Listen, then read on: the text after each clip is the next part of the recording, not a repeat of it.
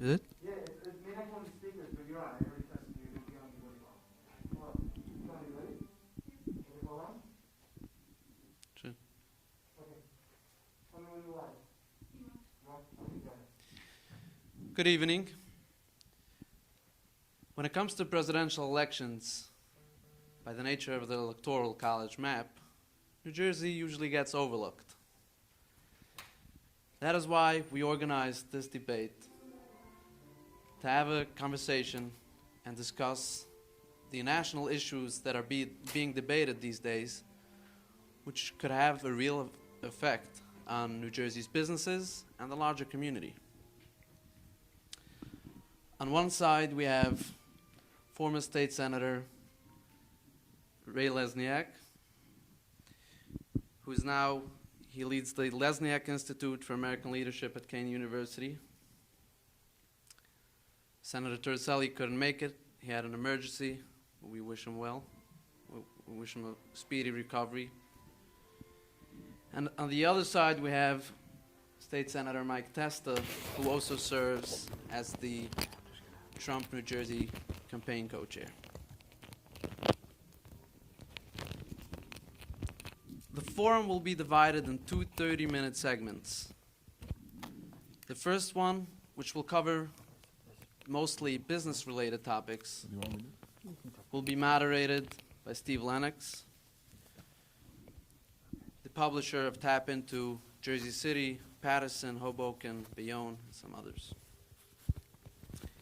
The second segment being moderated by Mr. Ezra Lightman, who is the Managing Director of Bank of America, will be covering Jewish-related issues.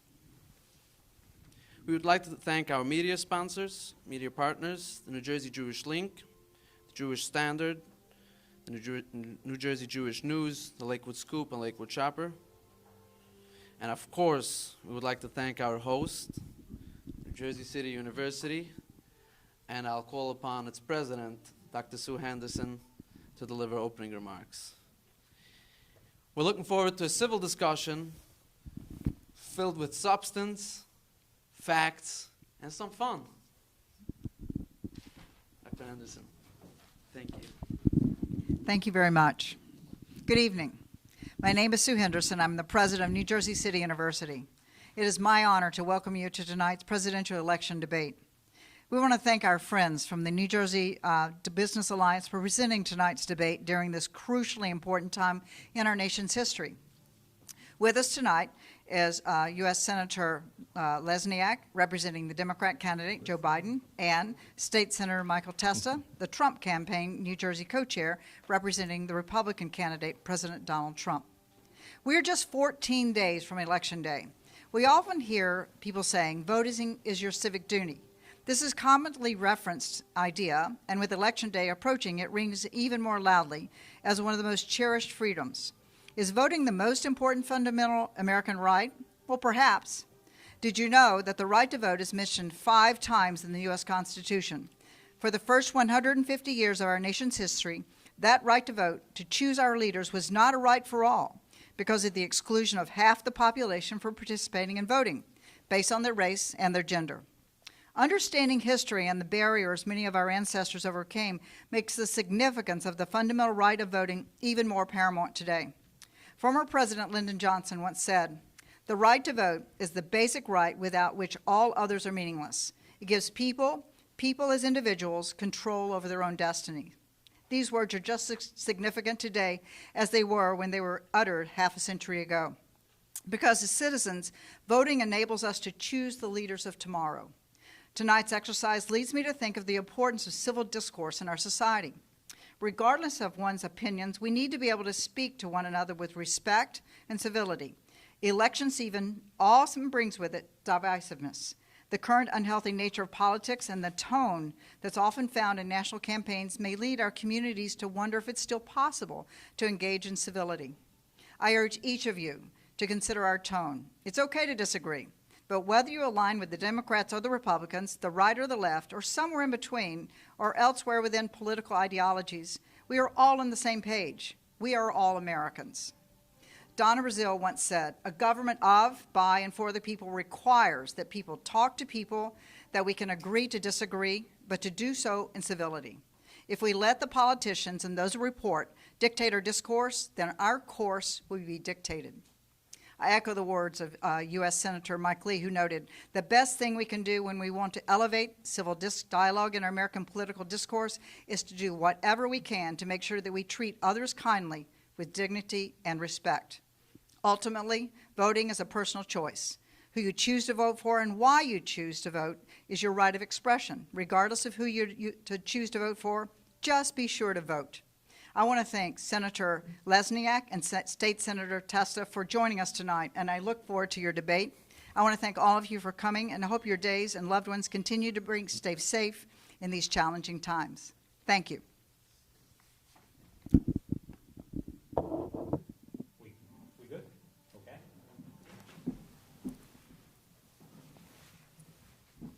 They gave you a promotion, Senator. I'll take it.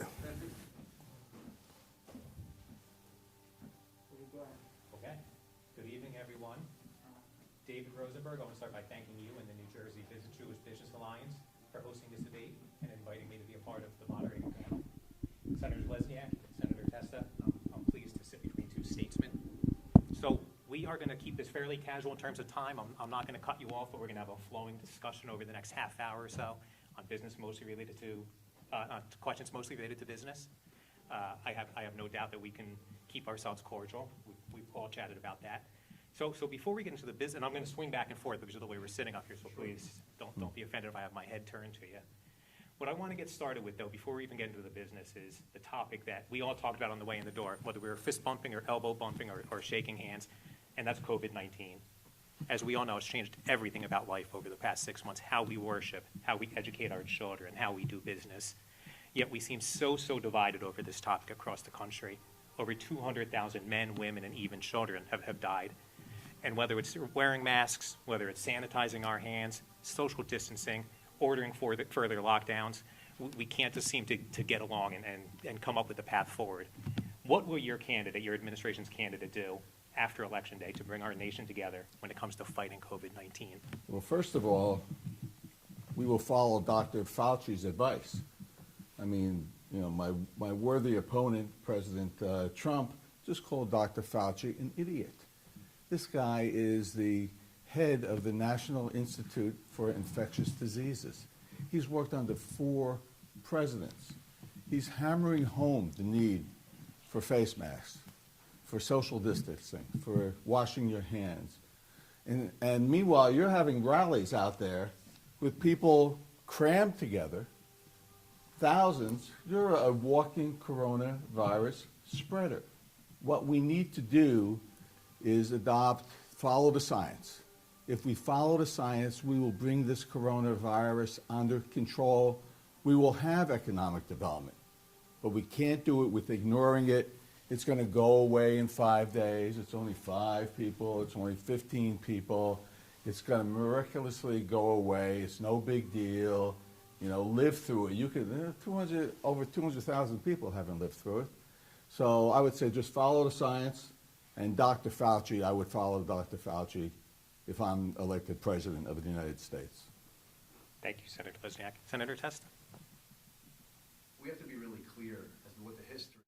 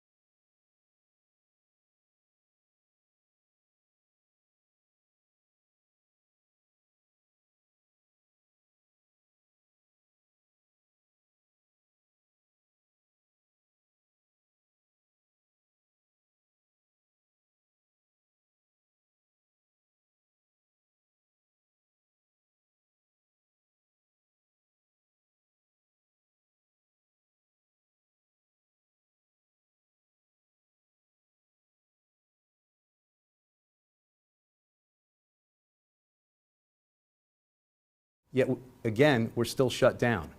15 days was supposed to be the amount of time to flatten the curve. We're at now over 215 days, and we're still not opening up the state in a sensible, logical fashion. The cure can't be worse than the virus. We do have to follow the science, but the science that exists as of today is very different than the alleged science that existed at the beginning of the novel coronavirus. We do have to follow that science, but we also should look to some other countries like Sweden, who didn't do the crazy shutdowns that we did in the United States of America, and see what happened. Those who were sick and those who were afraid of coming out and possibly contracting the coronavirus, they can stay quarantined. But the healthy individuals who are the backbone of our economy, we cannot crush our economy in the hopes of flattening the curve. Thank you, Senator Testis. Continuing along that track with crushing the economy and bringing the economy back, reports last week showed that in New Jersey, we've gained back about 56% of the jobs that were lost after COVID struck. It's a little bit higher than the national average of 52%. As our nation continues to face the uncertainty of a future with COVID-19, knowing that we're going to live with it for a little bit longer probably, what steps will your candidate's administration take to bring those numbers back down to pre-COVID-19 levels?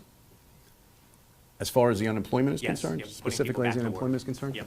Well, look, I mean, you know, President Trump brought to the United States of America the greatest economy that the nation has ever known. I truly believe that when President Trump is reelected, we are going to see a resurgence of that economy.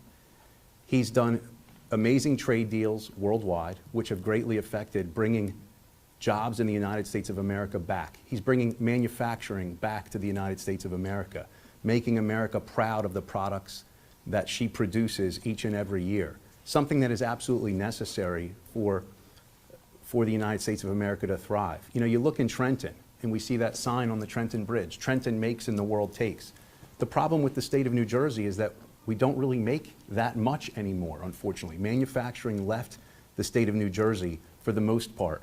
So New Jersey is a prime example of what was wrong nationally with our economy, that manufacturing had left, and President Trump made sure and made it a priority that the United States of America would be a manufacturing nation once again, and that will continue once the coronavirus is, you know, hopefully quelled.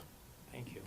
We're going to come back to the issue of manufacturing actually in a couple minutes. Senator Lesniak, do you want to speak to Senator Testis? Oh, for sure. What we need to do is adopt my Build America Better program.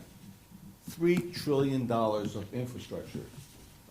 For New Jersey particularly, the tunnel that your Governor Christie, canceled, 4 years. It's so important that we have this tunnel going from New Jersey to New York.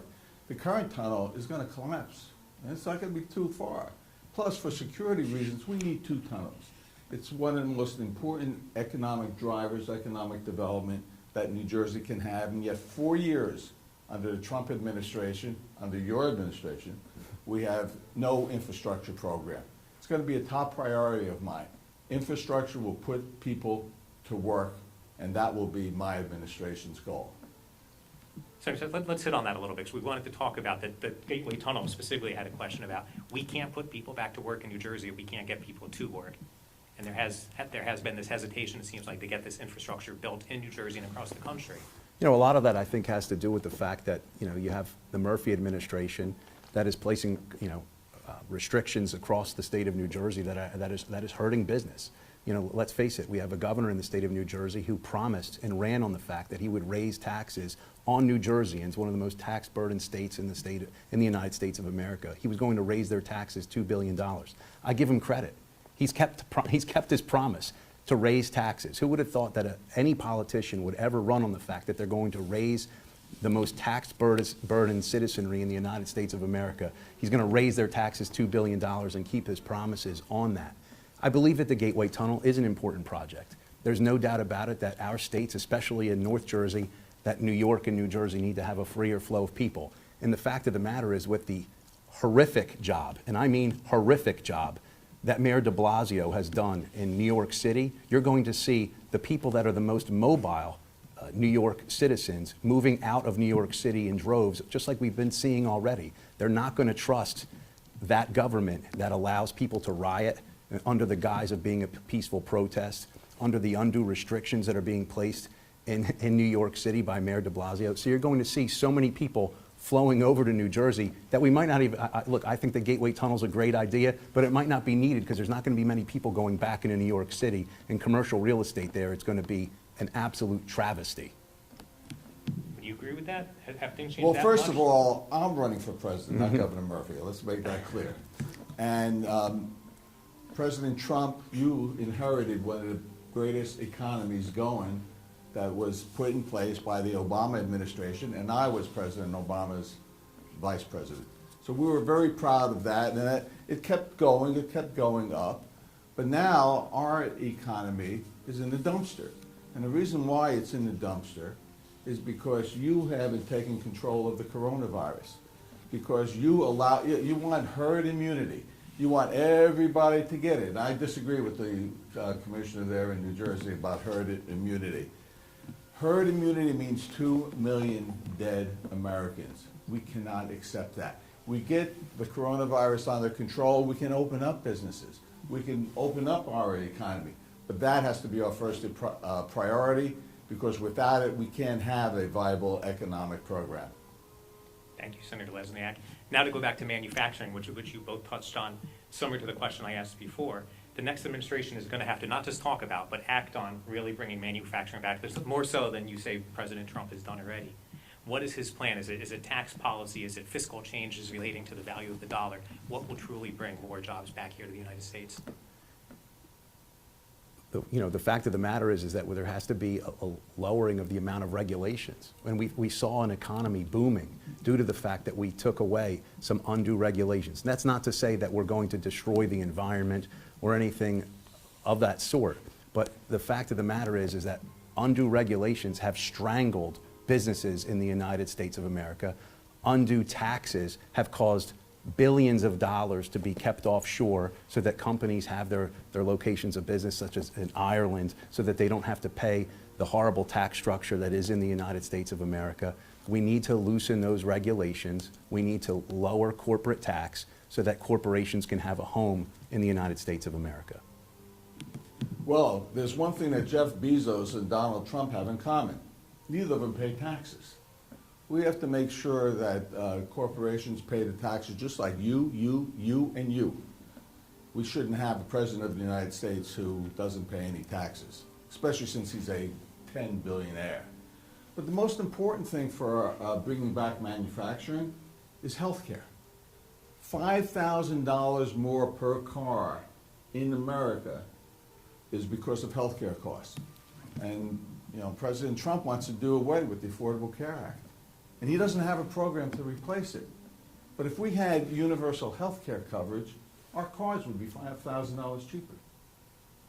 That's what we have to do. We have to have a smart economy, and not an economy that talks about things but doesn't get things done. Where is your health care plan? It's 2 weeks away. It's 2 weeks away. It's kind of like, when's the contractor coming to build your house? I'll be there in 2 weeks. 2 weeks later, I'll be there in 2 weeks.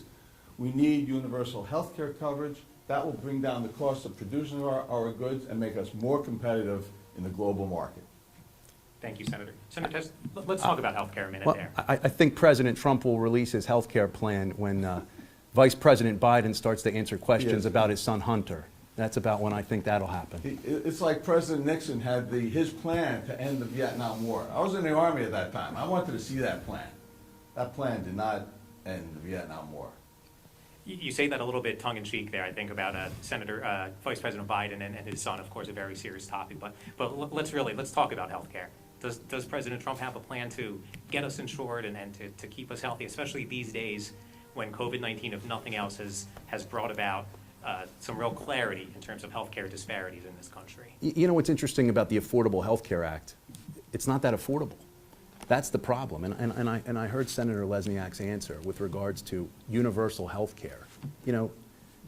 That's a utopian idea. It is. It's a utopian idea. But it's also a socialist idea. And the United States of America rejects socialism. And we should continue to reject socialism. Universal health care. Go look at every country that has it. It's miserable. The taxes are so high in those countries that provide universal health care, and you have people waiting and waiting and waiting. And that's why you have people traveling to the United States of America, where we have the best healthcare programs. We have the best surgeons, and that's why you have people who are on a wait list in Canada for months waiting for a simple knee surgery, traveling to the United States of America. The criticism of our healthcare system is mostly false. Look, there's a lot of issues with our healthcare system, but to say that we don't have a poor healthcare system is completely untrue and intellectually disingenuous.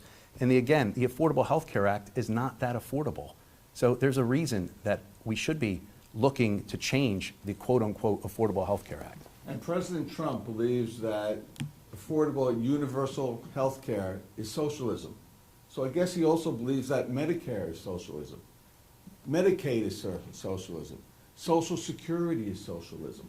We have programs to take care of all the people in America. That's not socialism. Social Security, which he wants to do, really hurt with his proposal on payroll taxes, really hurt Social Security. And I'm up that age where, actually, I am collecting Social Security. But it's not socialism. It's good policy for all Americans. Thank you, Senator Lesniak. Talked about big business a bit here, and I wish we had more time to keep on all these topics. They're all so important, but we're going to go on to small business and entrepreneurship. You know, the elected officials, like you gentlemen, love to talk about small business being the backbone of any economy, and I think that's something we probably all agree on. Yet many entrepreneurs continue to struggle, and they continue to suggest that the sort of support that they need to thrive, to go start a business and grow a business, just doesn't exist in this country right now. What further steps will your candidate's administration take, or a second administration under President Trump, take to give entrepreneurs an opportunity to truly thrive? Well, in particular, after COVID-19, we're going to need a stimulus package. It's been blocked severely by Nancy Pelosi and the radical left. They wanted to put a ton of pork in the package. This is something that should have gone through very easily. We could be getting our economy back on track much quicker by having a second round of stimulus.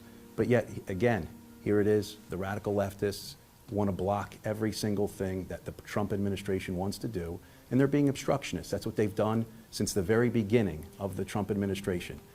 And look, and no offense, the media has done the exact same thing. 11 minutes after President Trump took the oath of office, the Washington Post digital headline was, "Trump impeachment begins."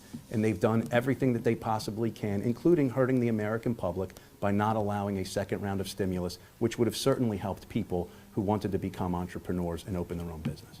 Thank you. You gotta love it. You gotta love it. Pork, jobs, policemen, firemen, city workers, nurses. That's what President Trump calls pork. I call that rewarding our heroes. These folks have died for us. They've sacrificed for us. And our cities and our states, because of the economy, they can't afford to keep these garbage collectors. You name it. Can't afford to keep them under the payroll. But Mr. Trump thinks that's pork. That's not pork. That's keeping people employed, and that's what I'll do as president. I find his answer very interesting, considering his party has adopted the mantra of defunding and disbanding the police department. That's not my policy. Show me a Republican who's been championing that cause. It seems to be all of the left, defunding and disbanding the police departments, and instead of another police officer as backup, let's send a psychologist and a social worker to very dangerous scenes. We certainly support the police. We certainly support our veterans. So to say otherwise is just completely intellectually disingenuous. Thank you, Senator. Speaking of defunding the police, the major police unions have endorsed President Biden. Sure. President Trump for a second term. No, you can keep it that way. You were ready to correct me. That was right okay. there. I don't Sorry object about to that. But they have endorsed President Trump Sure. for a second term. Sure. Can you speak to that and speak to your relationship or Vice President Biden's relationship with law enforcement? Certainly, I do not support defunding the police. And guess what? I'm the president. I will be the president of the United States. No other person in my party. And there was only a small section of the party that is calling for that. Gets all the press, but it's not right. I don't support it. I do believe that we have to reform the police, that we can't have police brutality with the police officer kneeling on some black person's neck for 9 2.5 minutes until they die. We have to take those reforms. We have to bring America together. And the way to bring America together is to take police reforms, but also to strengthen our police at the same time. What do some of these reforms look like, Senator Lesniak? We do see there is, in some ways, a broken system, and I think you'll both agree with that. Well, I do believe that. First of all, we have to have body cams for everybody. Body cams help police as much as they help the citizens, because more often than not, they show that the police were in the lane.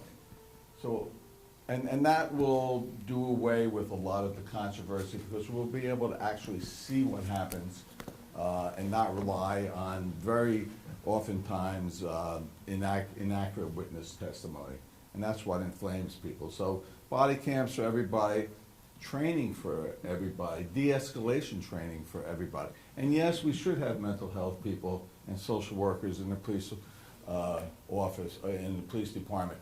When you go to a domestic violence dispute, oftentimes that results in a horrible killing because de-escalation wasn't used.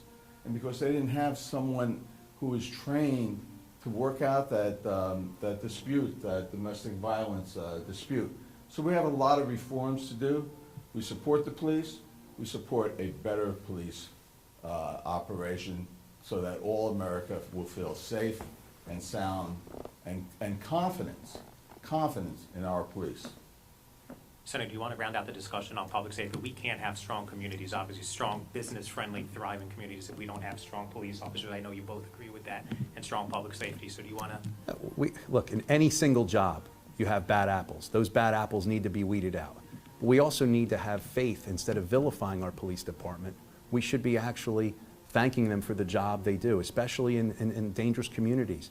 Each and every day, a traffic stop, a domestic violence call, that could be the end of the line, the end of the call of duty for that police officer. We have to realize that that job is a very dangerous job, and it's more dangerous than it was 10, 20, and 30 years ago. I agree with my opponent that body cams are an absolute necessity.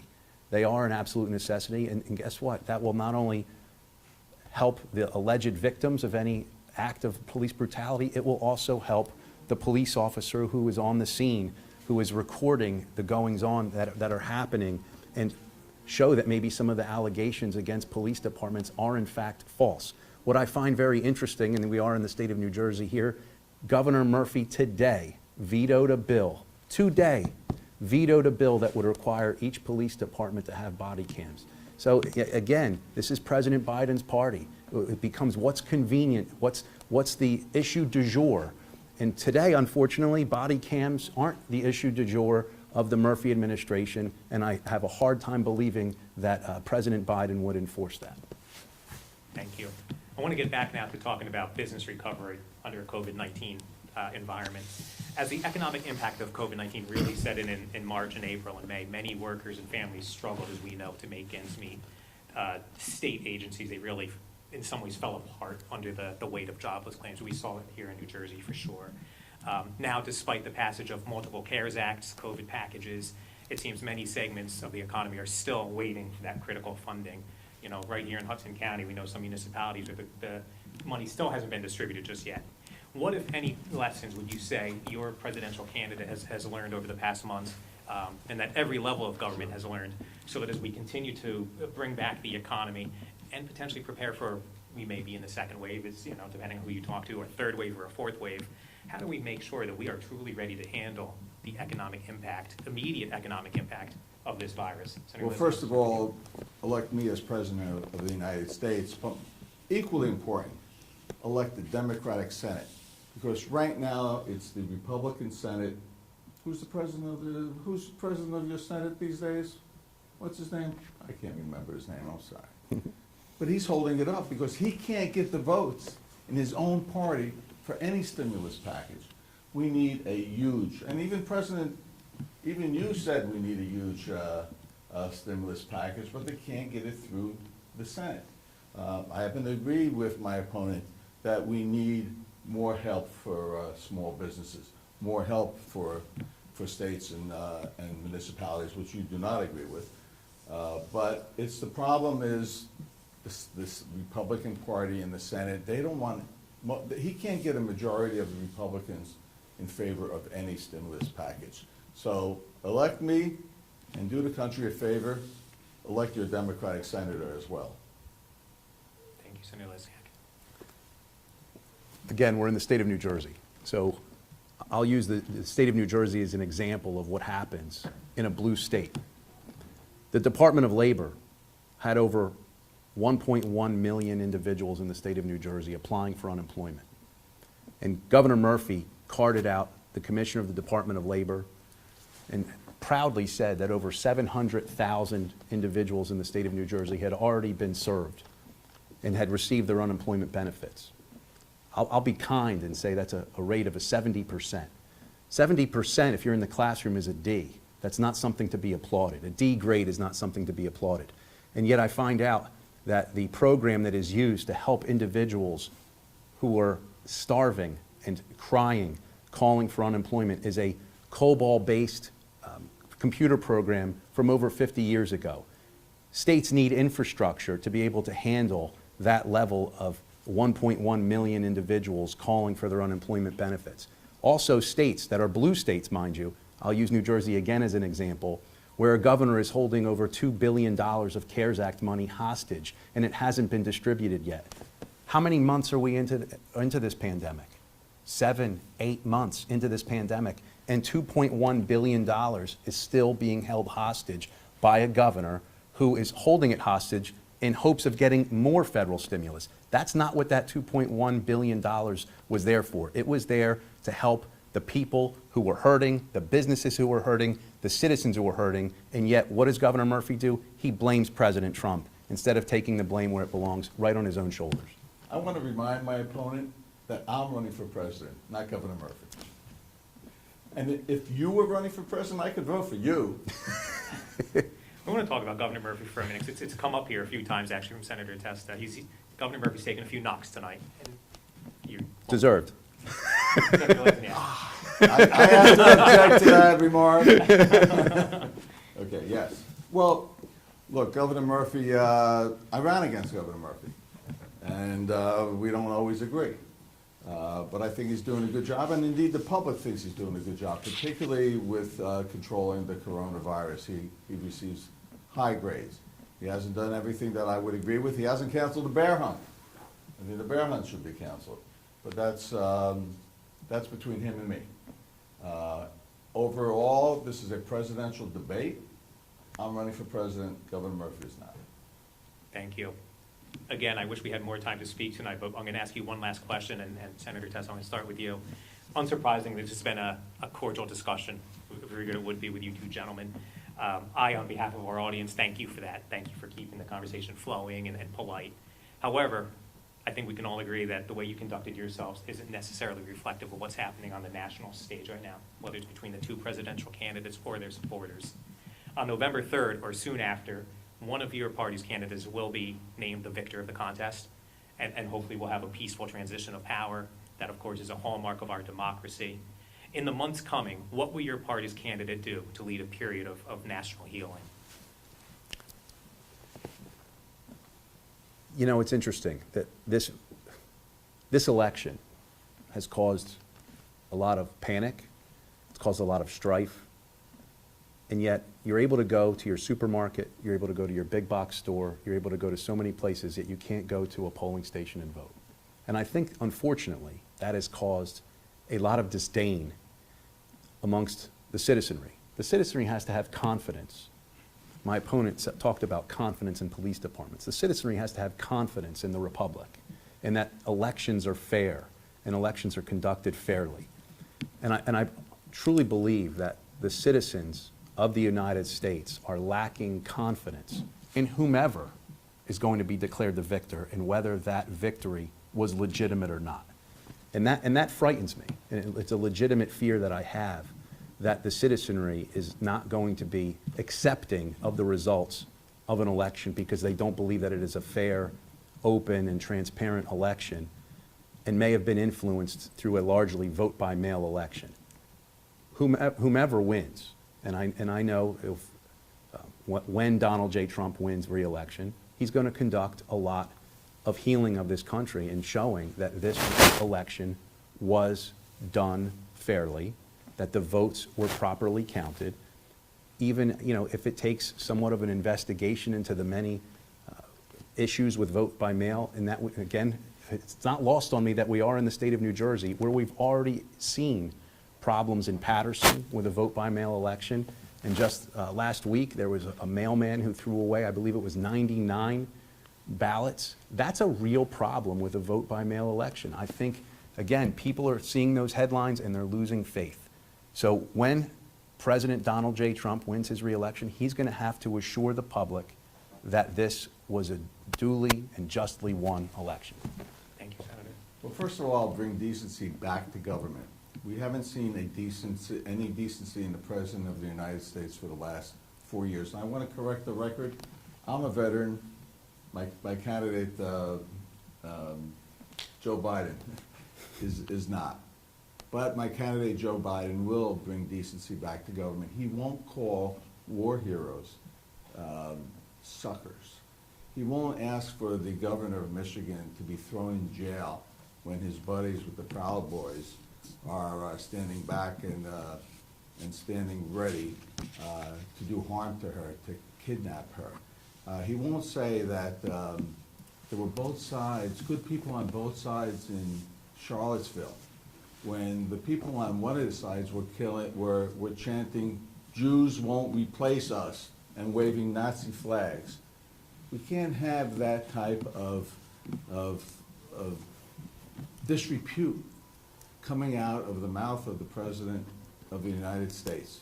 What you will get with me, Joe Biden, is a decent person who is committed to decency in every single thing that we do. If I may. Sure. Just to retort about one of the comments. You know, obviously, it's quite obvious I represent President Donald J. Trump here tonight, and I support the president. People don't know from my surname, being Testa, that I'm half Jewish, and my grandparents met in a Nazi concentration camp. So, you know, I don't think that me, with my heritage and loving my heritage, that I could support anyone that would support any type of white supremacy or anti-Semitism in this United States of America. That would be totally unacceptable. And just to be clear for the record, for any of our listeners and watchers, I denounce any form of alleged white supremacy or any type of anti-Semitism. I want to be very clear on that. Senator Testa. I want to be very clear on that. Well stated. Are you comfortable that President Trump has done the same? I am. I mean, look, his son-in-law is a proud Jew. It's Jared Kushner, we know that. He's done it on more than one occasion. I believe, you know, Senator Lesniak brought up the Proud Boys. I don't believe that President Trump even knew who they were at the time that comment was made. You know, I can tell you this, I didn't necessarily know who they were. I had to Google them once it was after the hullabaloo happened after the debate. So, Senator Testa, Senator Lesniak, thank you. That concludes this first segment of our debate.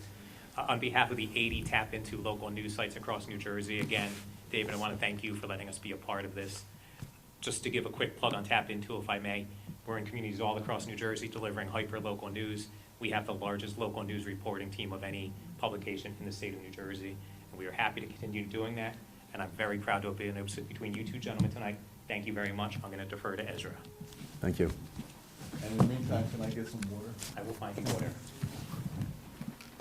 I'll find you water too. Thank you. It was a pleasure, Senator. The pleasure was mine as well.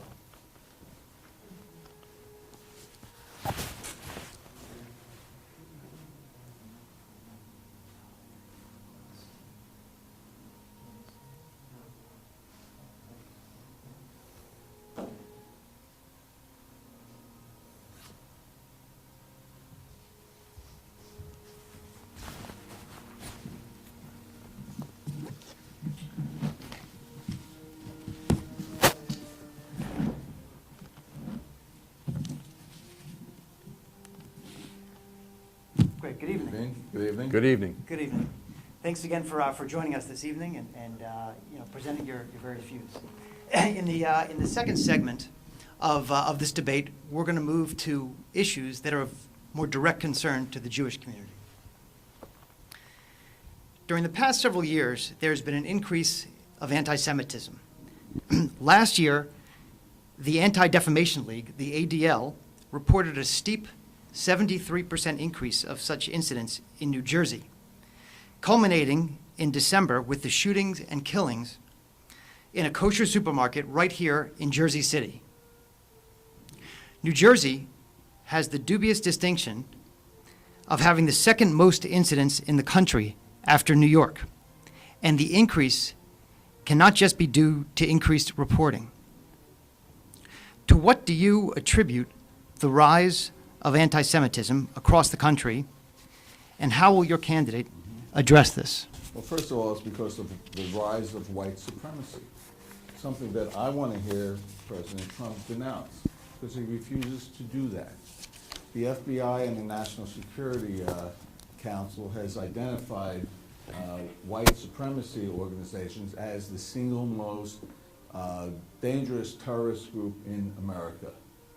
So we have to stand tall and stand together against anti-Semitism wherever it is, and fight back against any white supremacist groups. And our president and our leaders have to proudly and forcefully say white supremacy has no place in America. Let's hear you say it, Mr. President. I'll say it loud and proud. As Mike Testa. White supremacy has no place in the United States of America and in New Jersey, which happens to be the most diverse state. And diversity makes us stronger in the state of New Jersey, for sure. I have to tell you, the rise in anti-Semitic behavior frightens me. Again, because of my heritage, I can tell you it frightens me. I can't really explain why there is such a rise, and why Jews are somehow vilified in the communities in which these atrocities have occurred. I mean, we're standing and sitting in the state of New Jersey, and where that one incident you referenced, which is completely unacceptable. I think a lot of it has to do with education. I think we need to educate people. People have forgotten their history. If you ask so many people across our nation, so many people don't know what the Holocaust is. That frightens me. I think we need to educate our young folks. I think there needs to be a better campaign, statewide and nationwide, that we are stronger, united together. United we stand. And again, we are one nation under God. I think we need to live by those words, and we have to act by those words.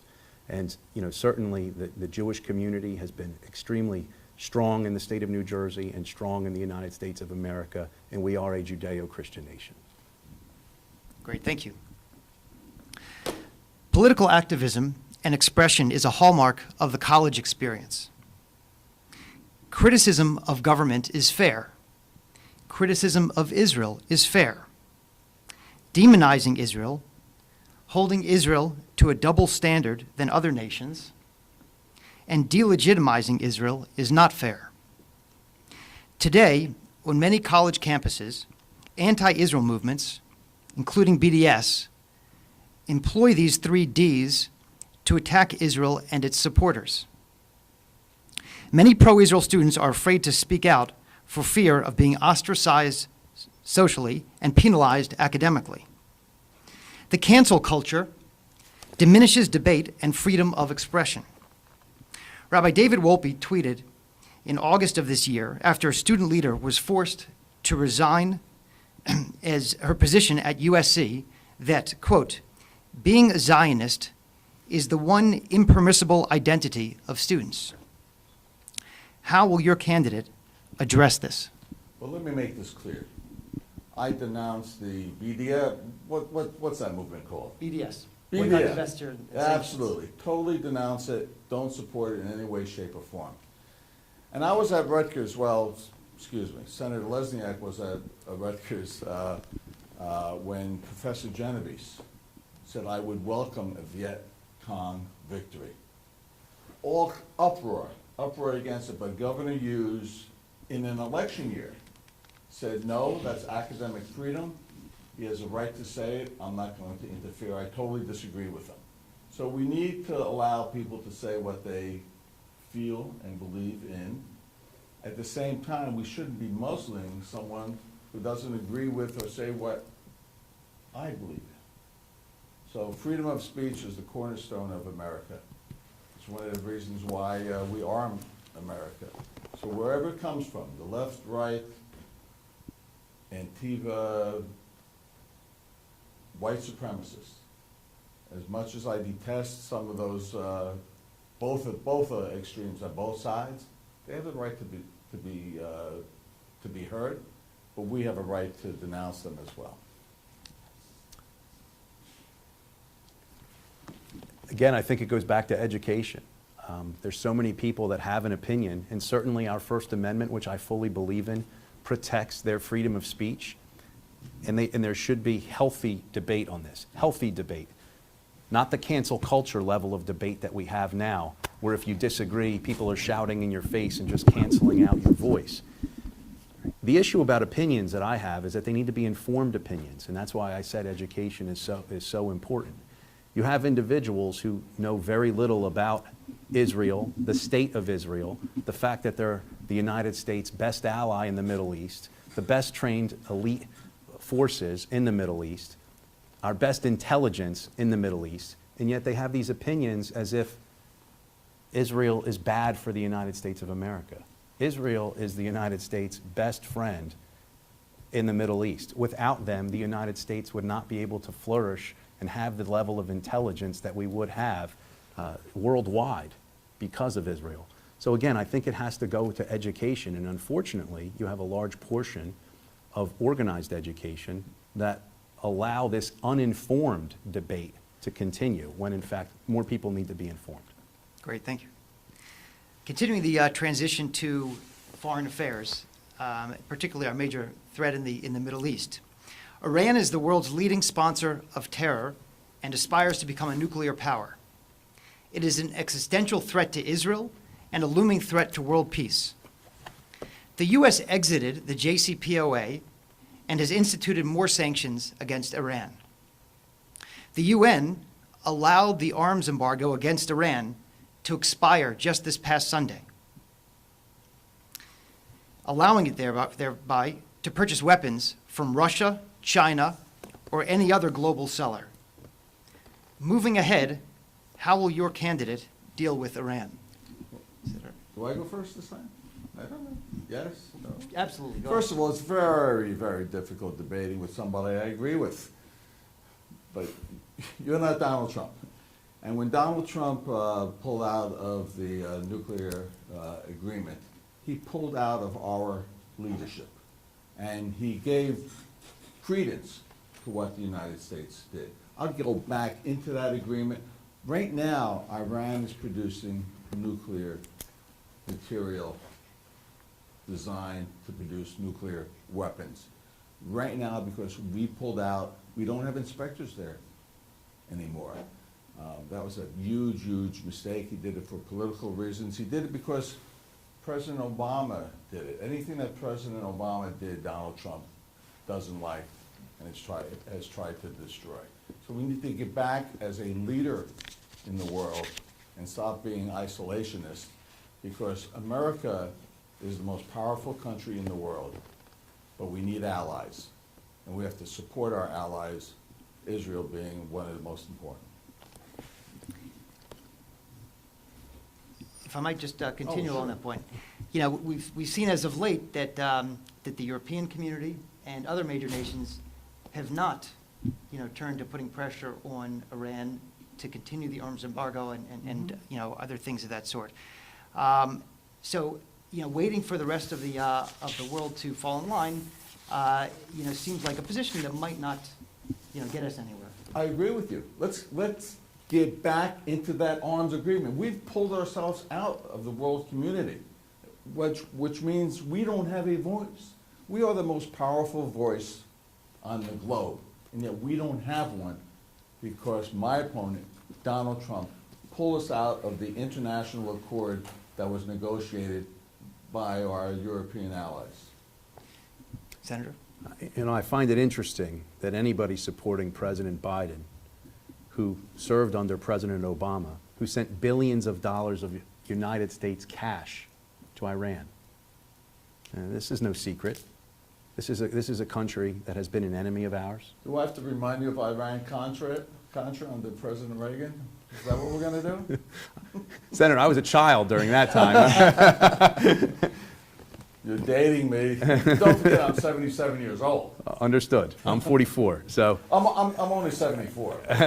My right, I get the it. guy I'm playing. But, is you know, 77. in the very recent past, President Obama sent billions of dollars in cash to Iran.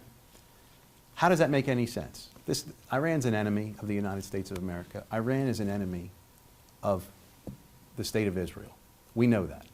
What we need to do is make sure that we harm their economy, not strengthen their economy by sending them billions of dollars of United States cash. That makes absolutely no sense. I mean, it was a cash deal. I mean, these are the things that people can't stand politicians for when they hear about a backroom cash deal. This wasn't a backroom cash deal. It was a plane full of United States cash being sent to an enemy nation that happens to be one of the biggest enemies of our ally, Israel. And you brought up President Reagan. President Reagan had a famous saying, "The enemy of my enemy is my friend." Well, guess what?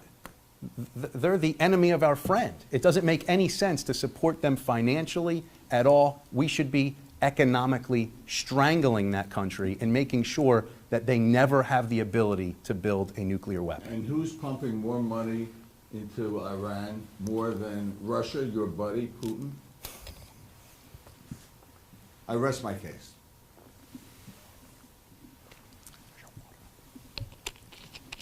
Let's transition somewhat to a couple items that impact us here in New Jersey specifically. As attacks on Jews and Jewish institutions have increased across the country, synagogues and Jewish schools have had to increase spending on security. New Jersey and federal Homeland Security have recently increased funding to support security, though the cost still significantly outweighs the funding. What is your perspective on increasing it further, and should it come from the federal or the state government? I think it needs to be increased further, and we should be looking for funds available from both the federal and the state government. Look, it's our First Amendment in the United States. You should be able to practice your religion freely, not in fear. People, those should be respected institutions, whether you're at a synagogue, a church, or any other place of worship. People should feel safe going to school, sending their children to a religious school, and going to a religious activity. This is embodied in our First Amendment, and it also is embodied in our right to life, liberty, and the pursuit of happiness. Anything that is attempted to infringe upon that, we should be fully funding to let those naysayers, those anti-Semitic individuals who are attacking religious places of worship, like synagogues, or any type of religious school, as in a Jewish school, we should be sending a loud and clear message that this is not tolerated in the United States of America. And I would agree, but I would add mosques to that. So any place of worship, I said any place of worship. any place of worship should have the security, and we should pay for this security. Federal government, state government, people have to feel safe and secure, not only in their homes, not only in their neighborhoods, but also when they go out to worship. It's a fundamental right guaranteed under our Constitution. Great, thank you. Many members of the Jewish, Catholic, and other faith-based communities send their children to private schools, while at the same time paying New Jersey's extremely high state and local taxes. A significant percentage of local taxes go to fund the local public school system, from which the communities I referenced receive little benefit. Should more state, federal, or municipal funding go to cover the costs of non-sectarian courses and other expenses in religious institutions? Well, here's where I disagree with my candidate, Joe Biden, because I was the sponsor of tax credits for families that send their children to religious institutions. But I think the way to do it within my Joe Biden character, and he's not that he's a character, but I'm playing his character. Okay. He is. The way, no, that's not nice. That's not nice. So, but the way to do it is to have school choice within the public school system. so that families can decide within the public school system. We can't undermine that.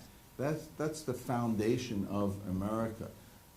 That is truly what our strong public school system is truly what has made America great. So we can't do anything to undermine that. But at the same time, we can supply and provide a lot of aid to religious schools in the form of security, technology, books, transportation. We can do it that way, and that's what I support. Senator? You know, I send two of my children to a parochial school, so I can tell you that any relief would be welcomed. I appreciate Senator Lesniak's approach. I think that there should be a lot of ways that are looked into. I think the entire school funding formula for the state of New Jersey really is in desperate need of reform, because you have people who are senior citizens who haven't had a child in school for 30 years who are still paying school taxes. That doesn't make much sense to me. I don't think that's fair. That's not building a stronger and fairer New Jersey. That's building a weaker and poorer New Jersey. And it also is taking away the choice for those individuals who want to send their child to a religious-based school that can't necessarily afford it without, you know, something along the lines of a tax credit or a voucher. Every avenue should be at least looked into to see how we can fully fund our public schools and still allow families that want to send their child to a religious-based school, whether it's at a mosque, a synagogue, or a Catholic parochial school, to be able to do so. I might add, and this will get me in trouble with the NJJBA, but I'm not in office anymore. But I took that position when I was in office. And when a religious school closes, that means all of those students are going to go to the public schools, costing taxpayers even more. So if we can supplement 25% of that tuition, keep that school open, it lessens the burden on the public schools. We agree on that. Look at that, logic. Logic being practiced across the aisle in New Jersey politics. Who'd have thunk it? Well, you know Absolutely. what? It is so true that Republicans and Democrats get along so much better here in the state of New Jersey. Some of my best friends are Republican, as you know. But we get along so well. It's a shame what we see in Washington, and that needs to change, that's for sure. And if you elect me president, it will change. Great. Well, it's great to conclude the program on a conciliatory note. And I'd like to thank both of you very, very much for your time and sharing your views. Thank you. Thank you. Thank you. It's been a pleasure. It really My has been. pleasure is mine.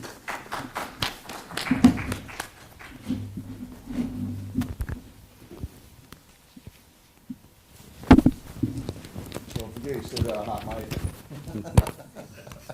Be careful.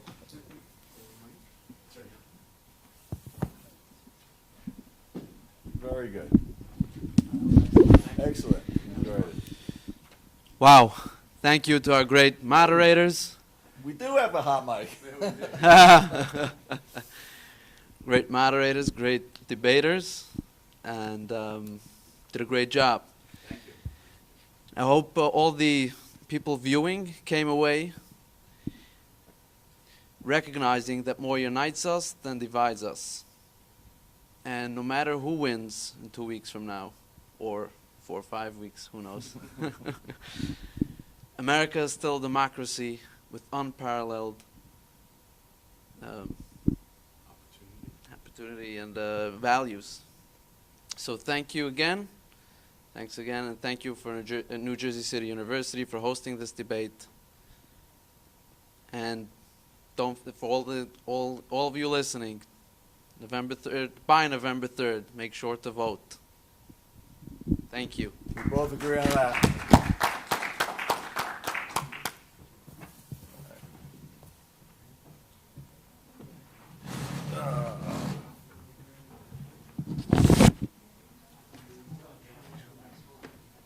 What do you need? Photo op or what? Are we doing